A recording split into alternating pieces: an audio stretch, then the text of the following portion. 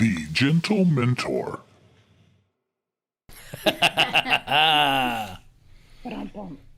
So, I guess we kind of got you guys here to talk about fathers. Yeah. And do you have any questions, Mark? About fathers? Yeah. What would you like to know?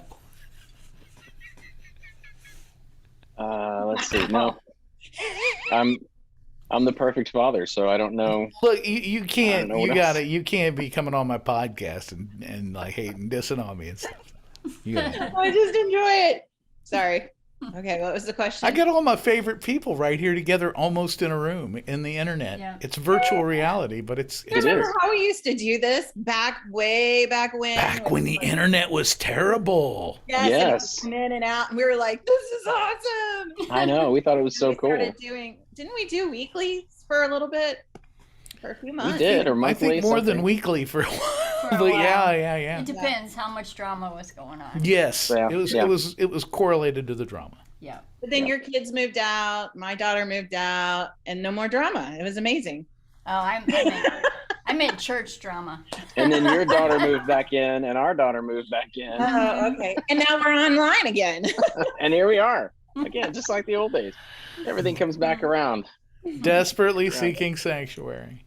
So, because she said grandma's moving in and Lily's moved back, and Well, Grandma's going home in 2 weeks. yes, so- grandma's. Well, she is. Yep. I thought she was going to stay around for a while. Yeah. Well, that didn't pan No. out. she decided after 2 weeks she had enough. Oh, She's she's been been here here. since Thanksgiving. She got here before, a couple weeks before week before Thanksgiving. Right. So yeah. Yeah. Oh, I know she's back and forth. I tried to explain the other morning, and this is my thought on it, is like I am let me start that again. I don't want to come at it quite that direction. I do better off as a human being when I kind of have somebody to take care of. You know, these dudes on Okay. the internet and stuff like that, and doing It's my little fatherhood. my daily due diligence Segue. of Gentlementor. And whatever. It's all, it helps keep my powder dry and it's all good for me. And I see, mom comes and she's really excited to be here and there's all the new stuff and it's all exciting. And then after a couple months, she doesn't have her purpose anymore. And her sister is her purpose. She's taking care of her and who will she have if she doesn't have me and all this stuff. Yeah. And it's not just the guilt of who will she have. It is the purpose that it gives her. Yes. Yeah. And I'm I like, understand I don't want her to go and I do want her to stay, but I also understand how much that means to me in my life. Having those things I can do. And she could find things like that and she could reach out and do stuff like that. But she's also in her 70s and not very likely to go start doing new stuff. All right, so here's what I'm thinking. Here's what I'm curious. Okay. Ready? Here we go. Video hot spot. I'm directly below you, so on the recording screen. So I'm curious about, let's take it from your perspective, ladies. It's said that most women marry a man who is much like their father. For you individually, is that true, not true? How is it true? How is it not true? Well, I had 2 dads. And he's definitely not like the first one. He's a lot like my real dad. Yeah. Doug is, for sure. Doug is a lot like your real dad? Yeah. How long did you live? How long were you with your real dad? How long was that relationship? I met him again at 19. And Okay. until he passed away in 2016. What about the early part? Yeah, the early part, how your growing up years, your formative years. My parents got divorced when I was 4. Okay. And that was all my stepdad. And he was in the Navy, so even when they were married, he Yeah, wasn't home he a lot wasn't of home. the time. Oh, okay. Yeah. So interesting. So because that means you grew up without him, but yet Yeah. you still married someone like him. Yeah. I disagree with that entirely. I wasn't asking you. I know. How My is dad Doug is- like? I don't think I'm like her dad. That's My all dad I'm is very, very creative. Well, he was very creative, organized, Just a great guy, funny. True, all Well, true. That's all true. Yeah, that's Also- And he was I great, think- and we were great friends. Oh, yeah. I had a great time hanging out with that guy. yeah, great guy. In fact, at one point he told me, Great guy. great guy. At one point he told me that we were in California, in San Diego, drinking by a pool, and he said, "You know, you're my best friend." And it was like one of the most very proud moments of my life. Aw. Because So we hope that's coming from his heart, not from the booze. I don't even care really. You know, it's not important. I was having booze. It felt good at the time, so you Yeah. know, I'll take it for Yeah. what it was. But I had a ton of respect for that guy. Just a lot. Yeah, thought a lot of him. Good. Not so much my stepdad. Why is Deborah making that crappy face? Oh, she's frozen. I think she's frozen. I know. I keep.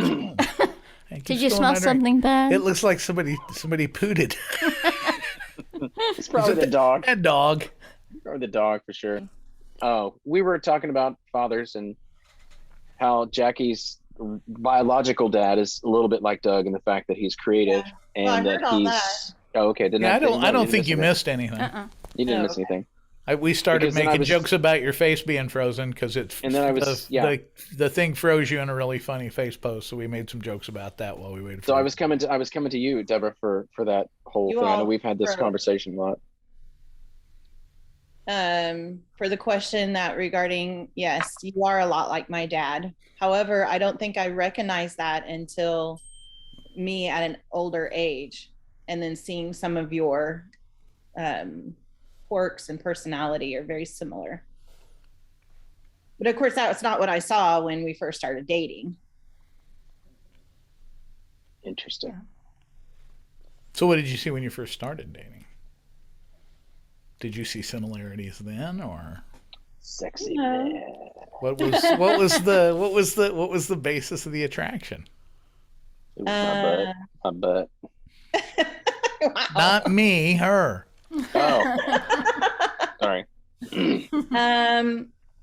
He was cute and he approached me in a very nice way and wanted, to become friends. And I think also he was older in my mind. He was older. And so it felt like he was more settled because he had his own place, had a job, he was finishing school. And so for me, it felt like I was able to walk into something being accomplished and complete, like I'm helping complete it instead of helping him discover it. Instead of doing the demo. Yeah. Yeah. But The wallpaper and Or paint's being more done. fun. Or being demolished yourself. Yeah, exactly. Yeah. However that all it's shakes down. all security as well, which is Yeah. your dad. Which Yeah, was- that's true. I've had a suspicion. I have a pet theory in my mind that it's actually some balance of the father and the first, and I don't even know what to call the first guy. douchebag. That's what I call him. I don't think he has to be a douchebag, but Oh, okay. the first guy, I think of the phrase in the Song of Solomon about do not awaken love. Mm-hmm. Whoever that guy is that awakens love in you. I mean, Yeah, but I think it's- what's love? Because I- then you start getting into that whole definition. well, I don't think so in the I don't Song think of it's love. Solomon. I think in the Song of Solomon, it's pretty clear what he's talking about. Okay, what is his He's definition? talking about like sexual Desire. romantic desire. He's talking Okay, about lust, like not not love. no not and it's not, I don't I think if he meant lust he would have made it that way. I think he's talking about mature love that has a sexual component to it.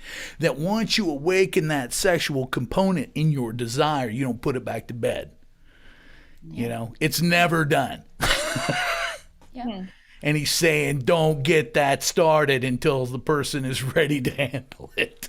Be careful about when you fire that missile off because that's never coming back.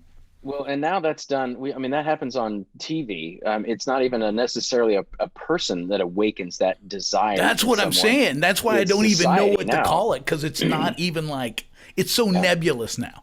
There's no specific thing or person. There's an experience a person has. It's more of an internal experience. Like I said, it's more that ignition switch kicking on. Right.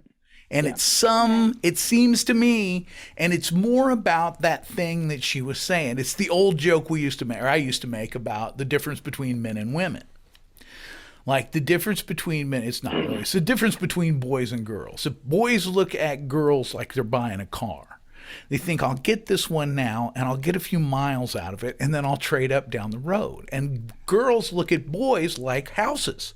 And I'm going to get this one and I'm going to fix it up and I'm going to make it nice and turn it into what I want it to be.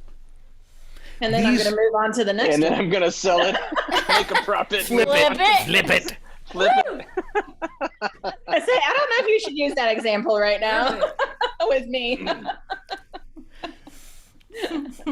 It's just it's the way we kind of come at things. It seems to be to me. And like I said, this, you know me, and I love watching both of people those- and people's both of those behaviors and try to perspectives- figure out what's going on. Both those perspectives are broken. They're true. totally broken. You can't. That's not the way we need to approach marriage as a man. It's not a test drive and then you get a few miles on it and you upgrade. Again, it's not a fixer-upper thing either, because you can't really. And I think that's probably the frustration that we have later on in marriage, is that we're given this paradigm of marriage, through society and all the culture and things like that give us this paradigm. And then we get later on in marriage, 10 years down the road, and we're like, it's not, I can't get rid of this car. I can't get a better car.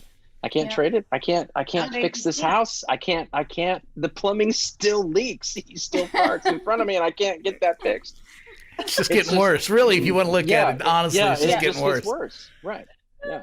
No, that's what it said. It's not really man, woman. It's more boy, girl. It's a really immature way to look at the opposite sex. But until you're probably 20 or 30, that's kind of what you're doing. You're doing some version of that game.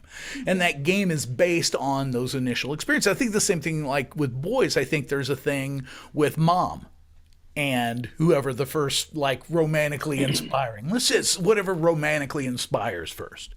Yeah. And it's a weird amalgam. And it's part of what is always dicing us up on the inside, because we've got this amalgam person in our imagination and then we've got this real person we're looking at. And those two things never line up. Yeah. And I think I think somewhere in that interchange is a lot of the drama that people go through in their relationships. But that's got nothing to do with fatherhood. Well, I mean, a little bit it does. I mean, okay, it was on the edges. I came on from the edge of fatherhood. Now I'm taking us a far afield. Worst case scenario, we can always label this as a marriage seminar or something. I don't know. Well, I also see where, a lot of times, speaking of fathers and marriage, that you end up going into a relationship that is very similar to the relationship your dad had with his wife or your mom. And that you find that, sometimes, well, in fact, I was just talking with a lady today, and she was talking about how a lot of people will tend to go the same direction that they grew up in, whether you recreate those, or you do the complete opposite and you become completely different than what you were a part of. Yeah. Yep. That's how people handle it. We either get caught up in that pattern. That's what I'm always looking at, is patterns and patterns and patterns, and that's patterns are comfort. But that's we can take that back to the father or the whoever or mother or the whoever inspires romantically, and say those are like, we've used the example before, they're like train tracks get laid down in your life, and you're just following them. And they're like, there's this little pattern of these train tracks from these experiences that you've had in these relationships. Then you go into adult life and you marry an adult spouse, and they're riding on this train, on these tracks. And they're trying to figure out what is all this going on? And they're trying to establish, like, okay, I'm going to establish myself in this relationship. Well, at the same time, you're also kind of riding on these tracks, and you kind of have to go, okay, well, some of those things are good. There are family traditions and things that families do together that are great tracks, and you want to keep those. But just like we have to do in every part of life, examining the fruit, we got to look at the tracks and go, am I following tracks just because it's habitual? It's just the tracks that are laid down. They're comfortable. They've always been there, and I followed them. Am I following them in a way that makes them destructive, or am I making destructive things or negative things in my life on these patterns? Right. Well, and that's just proof in our brain physiology. You lay synaptic pathways down, and the more they're used, the easier it becomes just to use those rather than make something new. And so our brain just kind of falls into that. Oh, Yeah. Synaptic pathways, somebody. Can I get a synaptic pathways? Sorry, we had And a lot a of times funeral today. So Like you said, we lay those tracks based on what we saw our own parents do, Very much, or not do, because we have this. We're in the age of growing up in a one-parent household now. More than 50% of kids today are growing up in a one-parent household. So it's both what they present and what they don't present. So I mean, it's such a subversive thing because you live with it, and so it just kind of ingrains into you. And then you come to this point where you're like, well, I'm not going to repeat these past patterns, and I'm not going to do these mistakes. I'm not going to be like my parents. And so you resist that. And then at some point you turn around and it's like, oh crap, I found all these things I was doing to resist becoming like Dad, and I turned right into him. Yep. I just fell right into it. It's like I couldn't avoid it. It's I'm like, not like oh my man. mom at all, though. What's that? Not like my mom at all. you're not. Dang. You're not. Nope. I think you are. Unless you're near a camera. Yeah. Well, and there are times when Deborah will call me Mike sometimes on purpose because I'm doing things that I've on embodied, purpose. I have embodied Mike Walker in this I don't do that life of mine. anymore. Ooh, I was man. angry for a while. I bet you weren't the only one. You had the right to be, because I was mouthing off, and in that same moment I'm like, gee, I sound like my dad and I hate that. And then she comes in and goes, okay, Mike Walker. And I'm like, you're right, you're absolutely right. But and we've got to, it's like, not that. Wait, we need to clarify too that it's not bad to be our parents. You know what I mean? no, it's not. It's just when you see qualities in a parent that aren't necessarily healthy, you want to not. Well, Right. You do. No, you want me to get you a shovel? You're doing. Well, it sounds like you're doing Doug work there. with a shovel. Well, and that was. That means I handed it to you. This is a great transition into my next question, which I was going to ask, because This guy, king of segues. both of us, This is why I keep both him of around. us. This is why we got gay married. We did. I'm sorry. Keep the inside words on the inside. Yeah, that's it. I'm getting confused. We both have had the delightful privilege of having a parent live in our homes. Oh yes. And so that just kind of Good like times. this conversation, like I was talking with about what Deborah calling me my dad, calling me by my dad's name. That's a direct, I think, correlation to the fact that he lived with us for several years in the home. Hence why I was bad. Yeah, that's why. We remember. So yeah, and so you guys. So Jackie, tell us what is some of the things with Pat living in the home that you've noticed that you're just like, oh, Doug, come on.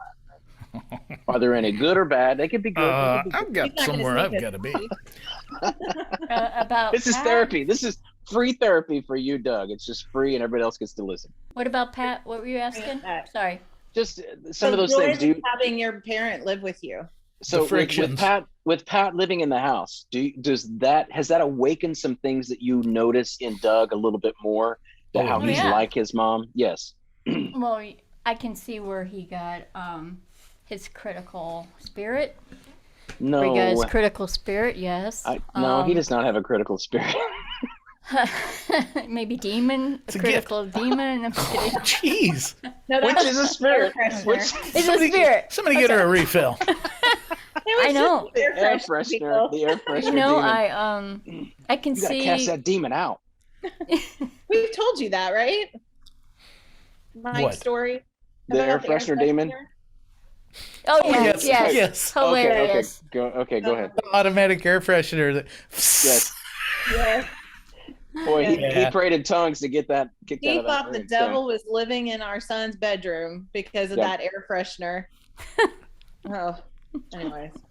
priceless. It was You a have little That's great. you have no Nice photo. idea what kind of fun we could have had with that. Oh man, if only. Wow. Oh, So so you were saying Yes. about you were talking about my critical spirit. yeah, I can see where he got his creativity from her. I can see where he got his empathy because she loves people that are underdogs. Not all people, Yeah. just underdogs. Don't get her started on that Emerald Lagasse. Jeez. Oh gosh. And I was gonna say something I probably shouldn't, but she's not gonna hear it probably. So sometimes it's a blessing that she can't speak clearly because I know what she would be saying. Because Yeah. Mm. before she could cut you, I mean like that. Yeah, but Man, I can't stand people like that. yeah. So I know where Doug gets Cut you with their words. Yes. Yeah. Yes. Which really just shows the what's the word? It's like they're hiding behind it. You know? Well, yeah, Mm. for sure. Oh yeah. It's Definitely. defense. It's defensive. Yeah. Yeah. I mean, it's offensive too, but it's that's the A function. little yeah. both. Yeah. Little So That's offensive. the function of it. we've come to a resolution as husband and wife that a parent is not going to live with us, and we also want to It only push took against 5-6 short years. right. So short. And we also want to push against us having to live with any of our kids. Yeah, we don't want to do that to them either. Yeah. So what do you guys think about having since you've got mom in the house? Has that changed your perspective on those two things before, or is it? I know she's only kind of part-time Yeah. live in Right. with No, you, I'd but still have her back. Yeah. You'd still we have her back? Would. Yeah. Yep. I spent a lot of time in my very, very young years going to nursing homes. right. That's And right. I my remember. aunt worked in nursing homes, and my mother worked in nursing homes, and all my siblings worked in nursing homes. Yep. My wife worked in a nursing home, and I can't. My family doesn't have retirement home money, so a nursing home would be the only other possibility, and it That's not would gonna be. happen. It would be. I'm not going to say not because I've had Jesus put my face in that too many times, but I'm going to say it would break my heart. Yep.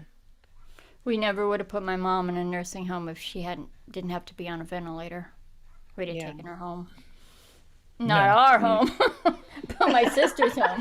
And my dad would have been tremendously difficult, but it Yes. would have been even more difficult to put him in a nursing home. Yeah. It just would. It's like I said, I've spent so much time in those places, and it's like, And that's where you have more empathy than I do. Because I think I'm in the point in my life where I'm like, she'll be better. Speaking of my mother-in-law, she would be better in a nursing home. I'll go every day and check, but she would be better there than living in our home because I want to stay married. Yeah. I want to be old with my husband, and not the opposite of us not But- wanting to. Right. We will go. We have and will go to pretty far extent to make extenses or pretty far whatever to make sure that they're taken care of and that they're in a good place. If they have to, if it's That's what I'm temporary, saying, like, that's one thing. yeah, But like, I'd hate to put her in a nursing home, especially at her age, and but we're and we're going through this thing right now with my sister being on the ventilator, and she was caring for my mom in the home, and so now Deborah's really stepped up because Deborah, I think, has a lot of what you have, Doug, and that's it. She really loves to care for people, and It's funny because Hair in her ears? At least I still have hair up here. I ain't gonna be mean about it. she has that quality that she has taken. I didn't ask her, if will you help my mom, would you do this, would you do this? She just immediately, I'm going to your mom's, I'm going to do this, I'm going to take care of this, I'm going to get this signed. See, I'm that's looking how for a house. Jackie is. It's not automatic for me at all. It's not for me either. Yeah, I gotta. It always comes down to the same thing, you know. And I've told you about it before. It's like me and Jesus stared at each other, and I'm like, yeah, okay, I'm going. So I think that actually means that I'm more like my dad in ways, because I see my dad being that one that is immediately, oh, this needs done, and so needs help, let's go. Where even my mom has been like, should you be doing that much? I mean, really, you know, maybe Mark should handle the finances, not you. You know, so if she's mad, she's not mad at the daughter-in-law, she's mad at the son. You know, she'll always forgive the son, but you never know if she'll forgive the daughter-in-law. Now, was your dad that way because he was in ministry for so long? I mean, when you're in ministry like that, you kind of have to cultivate those things a little bit better. But he also came from an abusive home. You know, if we want to go back to that, his dad was an alcoholic and was physically abusive. They actually divorced, and then they remarried and had my dad. So my dad was a surprise. And so he's almost 15 years younger than the siblings were. And but it was because his dad was abusive, but he continued that even when they got back together, because he can even remember, he had stories where she was hit with the hot frying pan off the stove, and he saw it happen, you know, her back getting hit and stuff. So he was never like that. He went the complete opposite, and then ended up in ministry where he cared for people that, you know, so, and I think that's probably, and let's park here for a second, because I think that's very interesting, because he pushed against parking brake. Okay. He pushed against being like his own dad. Did you ever see your dad get physically abusive with your mom? Oh, no. I saw my dad. Well, sure. But I saw my dad get abusive physically and verbally with my mom. How many times have I been physically and verbally abusive to you? Oh, just last night. No, I'm just kidding. That wasn't me. Deborah? You meant Deborah. Okay. Oh, that's right. You were in California. Oops. That wasn't me. That was your lover. That's my other house. Never mind. Mr. Man. Never mind. Oops. Sorry, that one slipped out.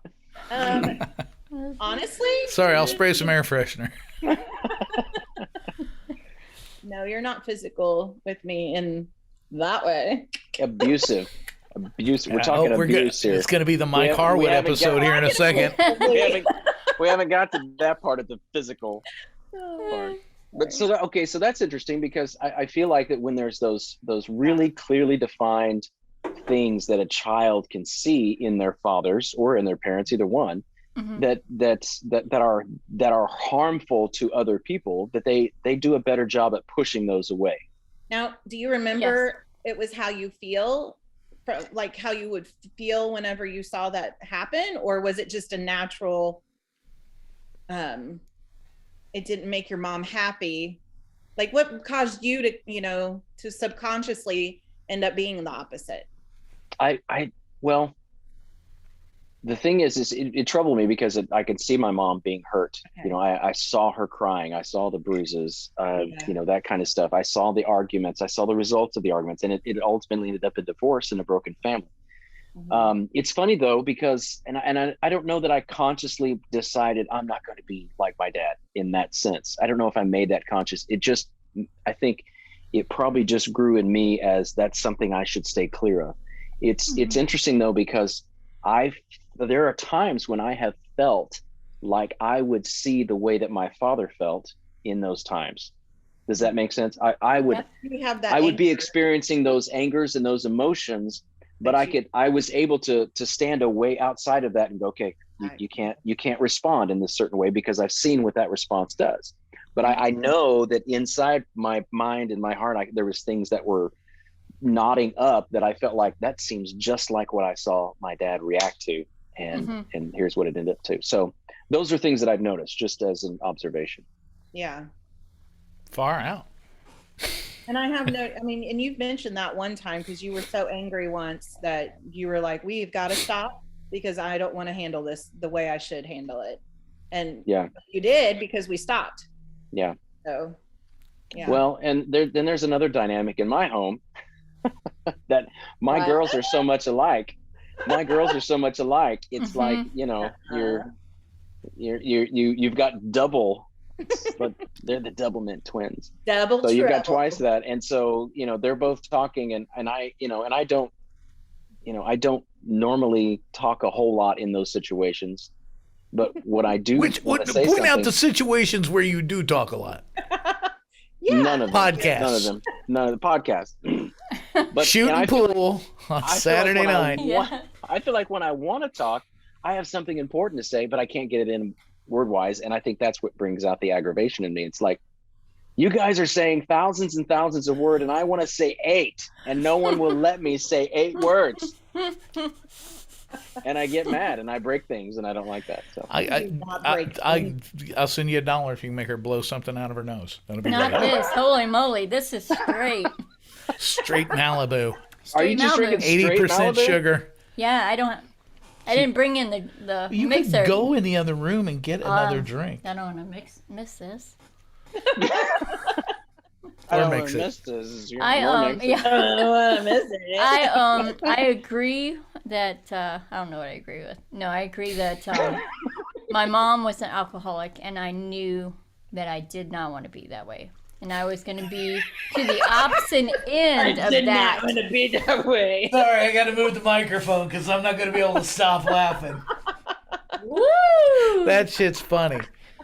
Sweaty balls. Here we go. Yes. I can stop anytime I want. Is it Shut up. I know. I know what you meant, Jackie. I know what you meant. Yeah. You Yeah. want to. Yeah, That doesn't want to be a lifestyle that you want to. Right. Right. And it's not. And yeah. This is virtual. This don't count. Virtual Yeah, lifestyle. I met your mom, and she just seemed angry, and you're not angry. No, not In fact, Now. you're just so. because I'm drunk. No. At least you're not an angry drunk. I'm not, Foreigners, yeah. Obama. Immigrants. Oh my Immigrants. Now she's becoming your dad, Doug.